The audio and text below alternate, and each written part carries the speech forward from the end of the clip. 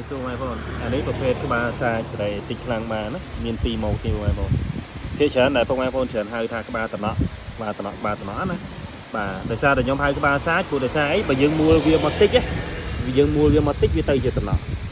ប៉ុន្តែបើយើងបើកវាខ្លាំងវាទៅជាសាចវាលែងតំណក់វិញបាទវាទៅជាសាចទេតក់តិចតែយើងបើកវាខ្លាំងមកវាទៅជាសាចលែងតំណក់ហើយអញ្ចឹងកន្លែងខ្ញុំហៅក្បាលសាចសេរីតិចខ្លាំងមកចឹងមកផងត្រូវការយើងមាន2ម៉ូតអានេះសាចមូលគេចេញមូលសອບជុំវិញអានេះចេញរុនយើងមាន3ម៉ូតមានអារុន2មួយទៀតបាទនេះចេញរុនវាយជុំវិញហើយមានអាមួយទៀតរុន2អញ្ចឹងសិតតែសេរីតិចខ្លាំងបានដូចគ្នាបងប្អូនអញ្ចឹងត្រូវការអាចតាក់ទងបានបងប្អូនមាន2ម៉ូតណាបាទអានេះរុន8អានេះសាចមូលសេរីតិចឆ្ងាយបាន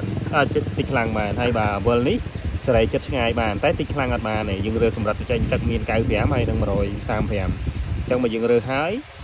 យកទឹកប៉ុណ្ណាគឺប៉ុណ្ណឹងប៉ុន្តែសេរីចិត្តឆ្ងាយបានចិត្តបំផុត7ទឹកឆ្ងាយបំផុត3ម៉ែត្រទីបាទនេះ